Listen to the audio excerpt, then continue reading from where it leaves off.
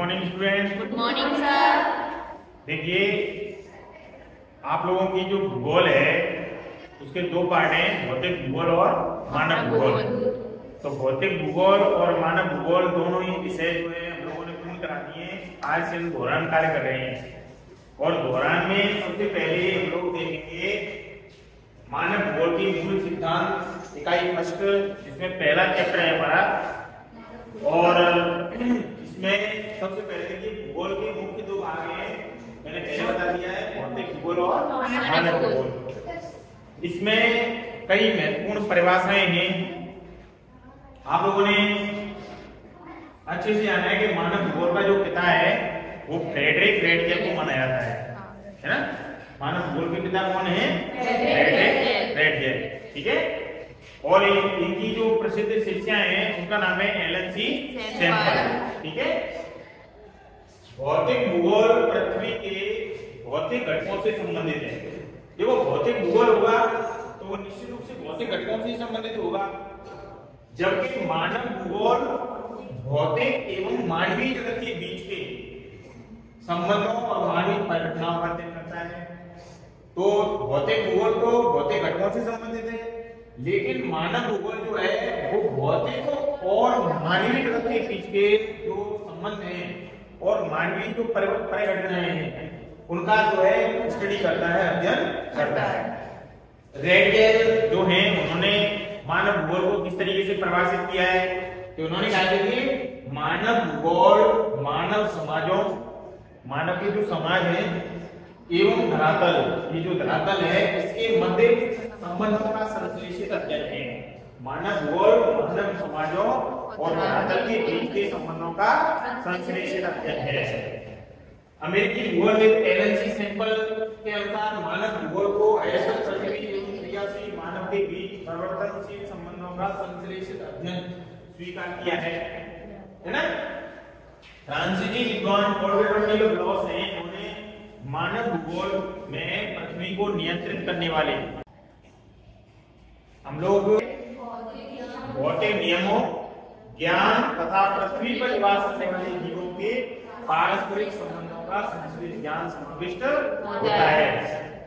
तो ये तीनों परिभाषाएं हैं, रेडके के अनुसार, ब्रॉडली ब्लॉस के अनुसार और एलन सी सैंपल के अनुसार। तीनों परिभाषाएं आप लोगों को अच्छे से याद करनी है। भौतिक नियमों के ज्ञान तथा पृथ्वी पर निवास करने वाले जीवों के पारस्परिक संबंधों का संश्लेषित ज्ञान समाविष्ट होता है। इस पर जोर दिया किसने? फ्रांसीसी विद्वान पॉल ब्लॉस ने। अब है मानव का प्राकृतिकरण। देखो, मानव का प्राकृतिकरण और प्रकृति का मानवीकरण। मानव का प्रकृति की ओर उन्मुख होना, प्रकृति के नियमों को अपने ऊपर ओढ़ लेना, प्रकृति के नियमों को अपना लेना, उसकी पूजा करना, ये तो प्रकृति का मानवीकरण है। और धीरे धीरे क्या हुआ कि मानव ने जैसे जैसे प्रगति की, प्रौद्योगिकी का स्तर बढ़ा, तो मानव ने प्रकृति के ऊपर विजय प्राप्त कर, प्रकृति ने मानव को अवसर दिए, अवसरों को मानव ने बनाया और प्रकृति पर मानव की जो क्रियाकलाप थी, उनकी जो छाप थी वो पड़ने लगी। तो उससे लगने लगा कि मानव ने प्रकृति के ऊपर क्या प्राप्त कर ली? विजय प्राप्त कर ली। तो प्रकृति का क्या हो गया? हानिकरण हो गया। दोनों को आप लोग विस्तार से समझिए। मानव का प्राकृतिकरण। मानव सभ्यता के प्रारंभिक काल में प्रौद्योगिकी का स्तर अत्यंत निम्न था।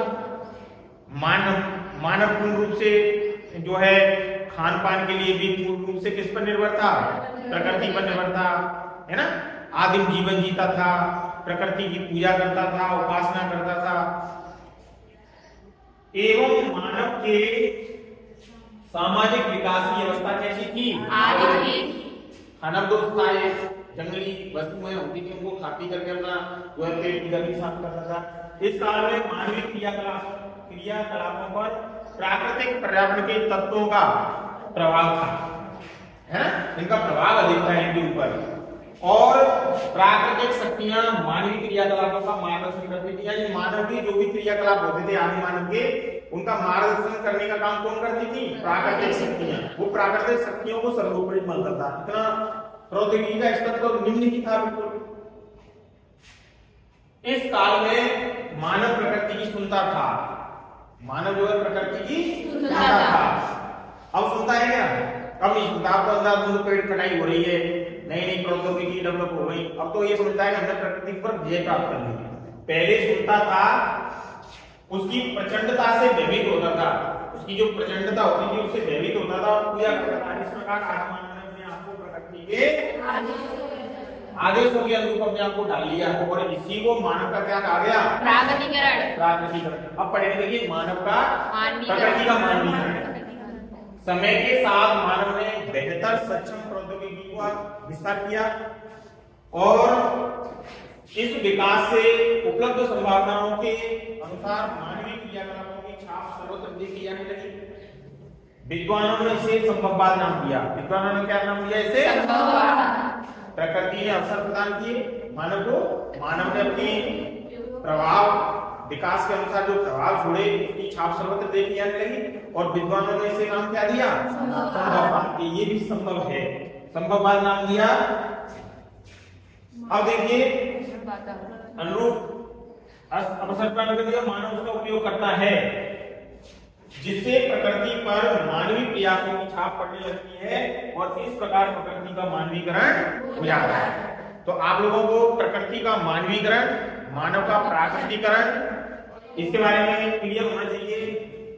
भूगोल के मुख्य दो घटक हैं, हम लोग कौन सा पढ़ रहे हैं? मानव भूगोल। मानव भूगोल में पहला जो अध्याय है उसमें आप लोगों को पता करना है कि तीनों रेडियन के अनुसार, एलएनसी सैंपल के अनुसार और पोर्ट बेलोडिनो बिलॉस के अनुसार।